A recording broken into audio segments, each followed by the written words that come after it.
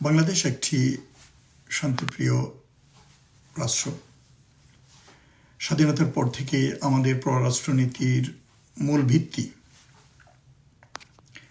হলো শান্তিপূর্ণ সহাবস্থান, পারস্পরিক শ্রদ্ধা এবং সংলাপের মাধ্যমে সমস্যার সমাধান।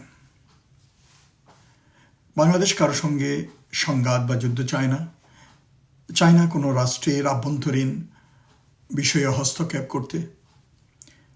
জাতিসংঘ শান্তিরক্ষা মিশনে আমাদের সক্রিয় অংশগ্রহণ বৈশ্বিক শান্তি ও স্থিতিশীলতার পক্ষে অবস্থান এবং আন্তর্জাতিক আইন ও নীতির প্রতি শ্রদ্ধা সবসময় প্রমাণ করে যে বাংলাদেশ শান্তির পক্ষের একটি দায়িত্বশীল রাষ্ট্র। তবে ইতিহাস ও বাস্তবতা একসঙ্গে আমাদের একথাও শিখিয়েছে যে শান্তিপ্রিয় হওয়া মানেই দুর্বল থাকা নয়। শান্তি টিকিয়ে রাখতে হলে আত্মরক্ষার সক্ষমতা, প্রস্তুতি এবং জাতীয় ঐক্য অপরিহার্য। এই বাস্তবতা বিশেষভাবে প্রাসঙ্গিক হয়ে উঠেছে বর্তমান আঞ্চলিক ও ভূরাজনৈতিক প্রেক্ষাপটে, যেখানে ভারত বাংলাদেশের সম্পর্ক একটি গভীর ও বহুমাত্রিক সংকটের মধ্য দিয়ে যাচ্ছে, বিশেষ করে ২৪শে জুলাইয়ের পর থেকে। ১৯৭১ সালে বাংলাদেশের স্বাধীনতার পর থেকেই ভারত নিজেদের ঘনিষ্ঠ বন্ধু হিসাবে উপস্থাপন করলেও সময়ের সঙ্গে সঙ্গে বাংলাদেশের জনগণের একটি বড় অংশের মধ্যে এই ধারণা গড়ে উঠেছে যে ভারত বন্ধুত্বের আড়ালে প্রায়শই হেজিমনিক আচরণ, আধিপত্যবাদী আচরণ করেছে।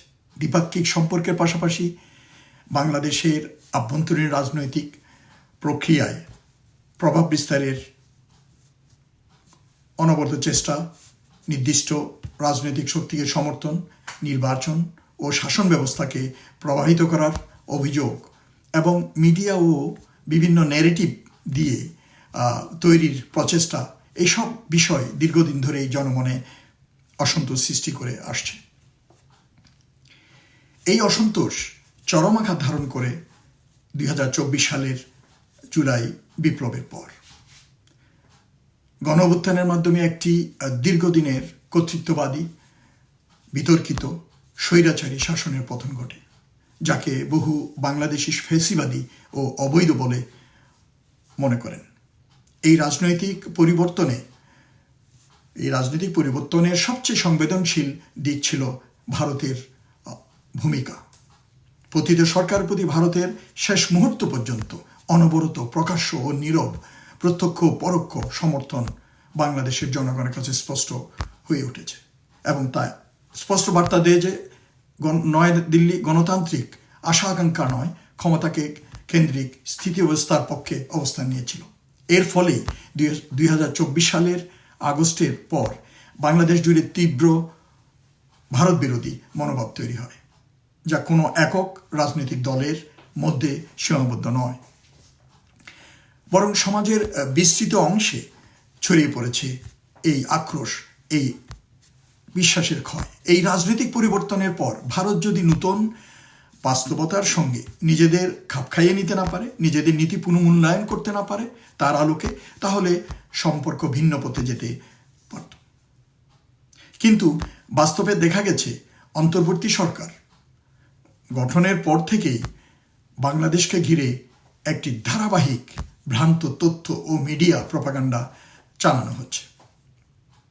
দেশের ভেতরে ও বাইরে আন্তর্জাতিক পরিসরে বাংলাদেশকে অস্থিতিশীল রাষ্ট্র, নিরাপত্তাহীন, চরমপন্থার ঝুঁকিতে থাকা একটি রাষ্ট্র হিসাবে উপস্থাপন করার জন্য ভারত ক্রমাগত চেষ্টা করে যাচ্ছে এবং চেষ্টা চালিয়ে যাচ্ছে, যাতে অন্তর্বর্তী সরকারের বৈধতা প্রশ্নবিদ্ধ হয় এবং আন্তর্জাতিক মহলের আস্থা দুর্বল হয়। এই বর্ণনাগুলোর বড় অংশই বাস্তব তথ্যের সঙ্গে কোনো সামঞ্জস্যপূর্ণ নয়, বরং তা রাজনৈতিক উদ্দেশ্যপ্রণোদিত, কল্পনাপ্রসূত বলে মনে করা হচ্ছে।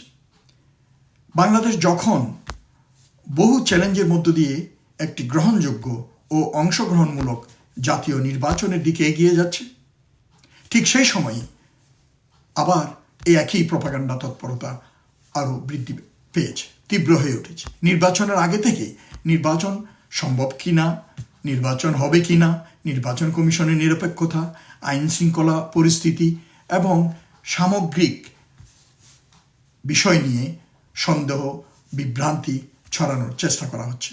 অনেকের কাছে এটি স্পষ্ট যে এই প্রচেষ্টার লক্ষ্য কেবল সমালোচনা নয়, বরং নির্বাচন প্রক্রিয়াকে বাধাগ্রস্ত করা, বানচাল করা বা ফলাফলকে আগেভাগে প্রশ্নবিদ্ধ করা। একটি স্বাধীন রাষ্ট্রের গণতান্ত্রিক প্রক্রিয়ায় এই ধরনের হস্তক্ষেপ জাতীয় সার্বভৌমত্বের জন্য সরাসরি হুমকি স্বরূপ। এই পরিস্থিতিকে আরও জটিল করে তুলেছে সীমান্তে ভারতের সামরিক ও কৌশলগত আচরণ এবং বিভিন্ন আপত্তিকর তৎপরতা। সাম্প্রতিক সময়ে সীমান্তবর্তী এলাকায় অতিরিক্ত সেনা মোতায়েন, আধুনিক সামরিক সরঞ্জামের উপস্থিতি, নজরদারি বৃদ্ধি এবং আকাশ পথে সামরিক সম্পদের তৎপরতা সীমান্ত এলাকায়, এই নিয়ে উদ্বেগ বেড়েছে। ভারত এসবকে রুটিন বা প্রতিরক্ষামূলক ব্যবস্থা হিসাবে উপস্থাপন করার চেষ্টা করলেও, ব্যাখ্যা দিলেও বর্তমান রাজনৈতিক বাস্তবতায় বাংলাদেশের জনগণের কাছে এগুলো চাপ সৃষ্টির কৌশল বলে মনে হচ্ছে। এর সঙ্গে যুক্ত হয়েছে কূটনীতিক সংকেত। ভারতীয় কূটনীতিকদের পরিবারের সদস্যদের প্রত্যাহার, ভিসা প্রদান সীমিত করা বা বন্ধ করা, ভারতে অবস্থানরত বাংলাদেশিদের উপর হয়রানি ও নির্যাতনের অভিযোগ এবং আন্তর্জাতিক অঙ্গনে নেতিবাচক প্রচারণা, শেখ হাসিনাকে প্রেস কনফারেন্স করতে দেয়া, এইসব পদক্ষেপ মিলিয়ে বাংলাদেশের জাতীয় নিরাপত্তা আজ কেবল সামরিক নয়, তথ্যগত, রাজনৈতিক ও মনস্তাত্ত্বিক হুমকির মুখে। এই বাস্তবতায় বাংলাদেশের শান্তি নীতিকে নতুনভাবে সংজ্ঞায়িত করার প্রয়োজন দেখা দিয়েছে। বাংলাদেশ কখনো যুদ্ধ চায় না, সংঘাত চায় না, কিন্তু যদি কোনো রাষ্ট্র আগ্রাসন বা কনফ্লিক্ট চাপিয়ে দেয়, কৌশলগতভাবে দেশকে কোণঠাসা করার চেষ্টা করে, তাহলে আত্মরক্ষা করা আমাদের জাতীয় দায়িত্ব। শান্তি মানে আত্মসমর্পণ নয়, বরং প্রকৃত শান্তি টিকে থাকে তখনই যখন একটি রাষ্ট্র নিজের সার্বভৌমত্ব ও নিরাপত্তা রক্ষায় সক্ষম থাকে। এ কারণেই প্রতিরক্ষা প্রস্তুতি ও সামরিক সক্ষমতা বৃদ্ধি বাংলাদেশের জন্য অপরিহার্য হয়ে পড়েছে। আধুনিক যুদ্ধ কেবল স্থলযুদ্ধে সীমাবদ্ধ থাকে না, বরঞ্চ আকাশ, সাইবার জগৎ, গোয়েন্দা ও তথ্যযুদ্ধ সব মিলিয়েই আজকের যুদ্ধক্ষেত্র। বাংলাদেশ সেনাবাহিনী, নৌবাহিনী ও বিমান বাহিনীকে আধুনিক অস্ত্র প্রযুক্তি ও সমন্বিত কমান্ড ব্যবস্থার মাধ্যমে আরও শক্তিশালী করতে হবে। বিশেষভাবে আকাশ প্রতিরক্ষা ব্যবস্থা, আগাম সতর্কীকরণ, রাডার, ড্রোন প্রযুক্তি, সাইবার প্রতিরক্ষা ও গোয়েন্দা সক্ষমতা জোরদার করা জরুরি, যাতে যে কোনো হুমকি শুরুতেই শনাক্ত ও প্রতিহত করা যায়। আকাশসীমার সুরক্ষার গুরুত্ব আজ আগের যে কোনো সময় চেয়ে বেশি। আধুনিক যুদ্ধে আকাশের নিয়ন্ত্রণ প্রায়ই বিজয় ও পরাজয়ের ফয়সালা করে দেয়। কার্যকর আকাশ প্রতিরক্ষা ক্ষেপণাস্ত্র ব্যবস্থা, আধুনিক যুদ্ধবিমান এবং রিয়েল টাইম গোয়েন্দা তথ্য বিনিময়ের মাধ্যমে একটি বিশ্বাসযোগ্য প্রতিরোধ শক্তি গড়ে তোলা প্রয়োজন। একইভাবে স্থল সীমান্ত ও সমুদ্র সীমা, বিশেষ করে বঙ্গোপসাগরের নিরাপত্তা এবং নিরাপদ রাখা অর্থনৈতিক, বাণিজ্য, জ্বালানি নিরাপত্তার জন্য অত্যন্ত গুরুত্বপূর্ণ। একটি সক্ষম নৌবাহিনী কেবল সামরিক শক্তি নয়, বরং জাতীয় অর্থনৈতিক স্বার্থ রক্ষার একটি মূল স্তম্ভ। এক্ষেত্রে কৌশলগত অংশীদারিত্ব ও সামরিক সহযোগিতা গুরুত্বপূর্ণ ভূমিকা রাখতে পারে। বাংলাদেশ কোনো সংঘাতমুখী সামরিক জোটে যেতে চায় না, কিন্তু প্রশিক্ষণ, প্রযুক্তি হস্তান্তর, গোয়েন্দা তথ্য বিনিময় ও যৌথ মহড়ার জন্য নির্ভরযোগ্য অংশীদার থাকা জরুরি। প্রতিরক্ষা ক্ষেত্রে বহুমুখী সম্পর্ক গড়ে তোলা একক কোনো শক্তির সাথে বা রাষ্ট্রের সাথে তাদের উপর অতি নির্ভরতা কমায় এবং কৌশলগত স্বায়ত্তশাসন বাড়ায়। এতে বাংলাদেশ আঞ্চলিক ও বৈশ্বিক পর্যায়ে ভারসাম্যপূর্ণ ও স্বাধীন অবস্থান বজায় রাখতে পারবে। একই সঙ্গে জাতীয় প্রতিরক্ষাকে কেবল সশস্ত্র বাহিনীর দায়িত্ব হিসাবে না দেখে একটি সামষ্টিক জাতীয় দায়িত্বে পরিণত করা প্রয়োজন।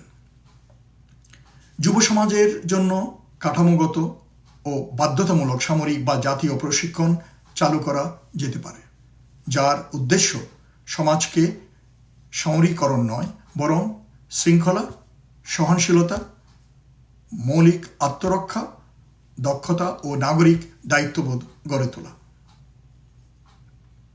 এই ধরনের প্রশিক্ষণ দুর্যোগ মোকাবিলা সক্ষমতা বাড়াবে, জাতীয় ঐক্য দৃঢ় করবে এবং প্রয়োজনে একটি প্রশিক্ষিত রিজার্ভ শক্তি গড়ে তুলবে। সবশেষে বলতে চাই, বর্তমান ভারত বাংলাদেশ সম্পর্কে টানাপোড়েন আমাদের একটি মৌলিক সত্য স্মরণ করিয়ে দেয়। শান্তি কেবল কামনা করলেই আসে না, তাকে রক্ষা করতে হবে। বাংলাদেশ শান্তিপ্রিয় থাকবে, শান্তির পক্ষে কথা বলবে এবং বৈশ্বিক শান্তি প্রতিষ্ঠায় ভূমিকা রাখবে, কিন্তু একই সঙ্গে বাংলাদেশকে এমনভাবে প্রস্তুত থাকতে হবে যাতে কোনো রাষ্ট্র চাপ, প্রপাগান্ডা বা সামরিক শক্তির মাধ্যমে আমাদের সার্বভৌমত্বকে প্রশ্নবিদ্ধ করার সাহস না করে। শক্তির উপর দাঁড়ানো শান্তি, টেকসই শান্তি। প্রস্তুতি ও প্রতিরোধের মাধ্যমে বাংলাদেশ সেই শান্তিকেই নিশ্চিত করতে চায়, যেখানে শান্তি হবে আমাদের পছন্দ, দুর্বলতার উপর চাপিয়ে দেয়া কোনো শর্ত নয়। সকলে ভালো থাকুন। ধন্যবাদ।